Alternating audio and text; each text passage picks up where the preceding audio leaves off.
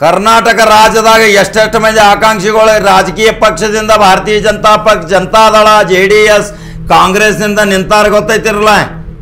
100 ಕೋಟಿ ರೂಪಾಯಿ ಆಸ್ತಿ ಘೋಷಣೆ ಮಾಡ್ಯಾರ. ಒಬ್ಬೊಬ್ಬಂತೂ 1000 ಕೋಟಿ ಆಸ್ತಿ ಘೋಷಣೆ ಮಾಡ್ಯಾನ್ರಿ. ಅದು ಎಲ್ಲ ವೈಟ್ ಮನಿ. 1000 ಕೋಟಿ ರೂಪಾಯಿ ದಾಖಲೆ ಕೊಟ್ಟಾನ.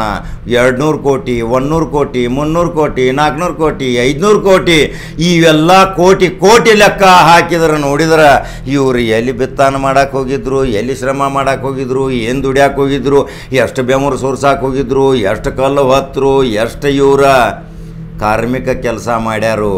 ಎಲ್ಲಿಂದ ಬಂತು ಈ ದುಡ್ಡನ್ನು ಕೇಳುವವರು ಯಾರು? ಪ್ರಜಾಪ್ರಭುತ್ವದ ಕಗ್ಗೊಲೆ ಅಲ್ರಿ. ತೆರಿಗೆ ಹಣ ಲೂಟಿ ಮಾಡ್ಯಾರೇನ್ರಿ? ನಾವು ವ್ಯವಸ್ಥಿತ ದುಡ್ದಾಡನ್ನ ಅವ್ರು ಅದನ್ನು ತೊಗೊಂಡು ಹೋಗಿ ಗುಳುಮ್ ಮಾಡ್ಯಾರ.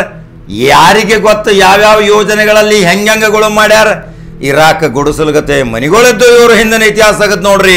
ಇವತ್ತು 50 ಕೋಟಿ ರೂಪಾಯಿ ಅರಮನೆಗಳು, ಕಾರುಗಳು, ಬಂಗ್ಲೆಗಳು, ಎಲ್ಲಿ ನೋಡಿದಲ್ಲಿ ಆಸ್ತಿಗಳು, ಯಾವ್ಯಾವ ಜಿಲ್ಲೆಗಳಲ್ಲಿ ಬೇನಾಮಿ ಹೊಲಗಳು, ತೋಟಗಳು, ಬಂಗ್ಲೆಗಳು, ಏನು ಎಲ್ಲಿಂದ ಬತ್ತರಿ? ಆ ಫೋಟೋಗಳು ನೋಡಿದ್ರೆ ವಿಚಿತ್ರ ಅನ್ಸಾತೈತಿ. ಇವತ್ತಿನ ದಿನಪತ್ರಿಕೆದಾಗ ಎಲ್ಲ ಫೋಟೋಗಳು ಹಾಕ್ಯಾರ. 100 ಕೋಟಿ, 1000 ಕೋಟಿ, 500 ಕೋಟಿ, 20 ಕೋಟಿ, 30 ಕೋಟಿ. ಎಲ್ಲಿಂದ ಬಂತು? ಪ್ರಾಮಾಣಿಕರಿಗೆ ಈಗ ಬೆಲೆ ಇಲ್ಲ. 2023 ಇಲೆಕ್ಷನ್ ಇಟ್ಟು ತುಟ್ಟಾಗೈತಿ. ಇನ್ನು 2028 ಯಾವ ಬರ್ತಾನೆ ಎಲೆಕ್ಷನ್ ಮಾಡಾಕ ನೋಡ್ರಿ. ಲಕ್ಷ ರೂಪಾಯಿ ಕೊಡುವಂಥ ಪರಿಸ್ಥಿತಿ ಬರ್ತಾವ. ಅಂಥ ತೋಳಬಲ ಮತ್ತು ಹಣಬಲ ಇರೋ ಮಾತ್ರ ಚುನಾವಣೆಗೆ ನಿಂದಿರಬೇಕು. ಆದರೂ ಸಹಿತ ಒಂದು ವಿಸ್ಮಯ ಮತ್ತು ಕುತೂಹಲ ಘಟನೆ ಹೇಳ್ತಾನೆ ನಾನು ನಿಮಗೆ.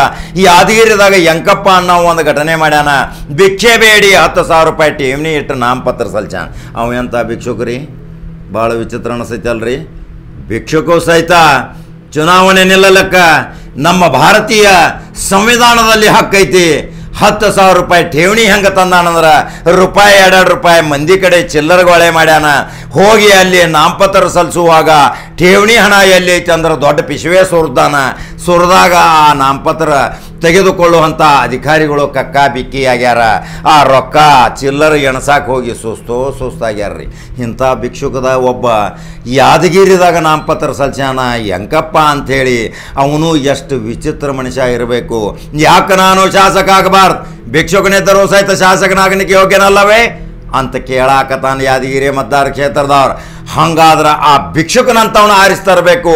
ಈ ದೊಡ್ಡ ಭಿಕ್ಷುಕರನ್ನು ಮಣಿಗಟ್ಟಿಸಬೇಕು. ಆ ನಾಮಪತ್ರ ಸಲ್ಲಿಸುವಂಥ ತೆಗೆದುಕೊಳ್ಳುವಂಥ ಅಧಿಕಾರಿ ಕಕ್ಕಾ ಬಿಕ್ಕಿ ಆಗ್ಯಾನ. ಅವನು ಸಹಿತ ರೊಕ್ಕ ಚಿಲ್ಲರೆ ಎಣಸು ಟೈಮ್ದಾಗ ಸುಸ್ತಾಗ್ಯಾನ. ಇಂಥ ಘಟನೆಗಳು ಕರ್ನಾಟಕ ರಾಜ್ಯದಾಗ ನಡೆಯಾಕತ್ತಾವಂದ್ರೆ ಇನ್ನು ಭಿಕ್ಷುಕರ ಸಹಿತ 2 ರೂಪಾಯಿಗೊಳೆ ಮಾಡಿ ಕರ್ನಾಟಕ ರಾಜ್ಯಾದ್ಯಂತ ಹೆಸರು ಮಾಡಾಕತ್ತಾರ. ಆದ್ರೆ 224 ಕ್ಷೇತ್ರದಾಗ 220 ಕ್ಷೇತ್ರದವ್ರು ಎಲ್ಲರೂ ಕೋಟ್ಯಾಧೀಶರು, ಯಾರೂ ಬಡವ ಇಲ್ಲ. 1500 ಕೋಟಿ ರೂಪಾಯಿ ಎಲ್ಲಿಂದ ಬಂತು ಅನ್ನೋದು ಕೇಳವರು ಯಾರು? ಬೆಕ್ಕಿಗೆ ಗಂಟೆ ಕಟ್ಟವರು ಯಾರು? ನೀವು ಒದರಾಡ್ಕೋತ ಹೋಗೋದ್ರಿ. ಒದರಿ ಗಂಟ್ಲ ಹರ್ಕೊಳ್ಳೋ, ನೀವು ಕೇಳಿ ಕಿವಿಡಾಗುವಂಥ ಪರಿಸ್ಥಿತಿ ಬಂದೈತಿ. ಯಾಕಂದ್ರೆ ಪ್ರಜಾಪ್ರಭುತ್ವ ಇದು.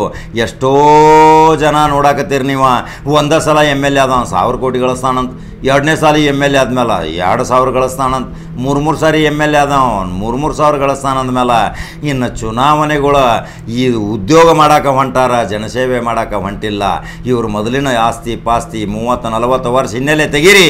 ಇವ್ರಿಗೆ ಇರಾಕ್ ಒಂದು ಗುಡಿಸಲು ಇದ್ದಿರ್ಕಿಲ್ಲ, ಒಂದು ಗುಂಟೆ ಜಾಗ ಇದ್ದಿರ್ಕಿಲ್ಲ.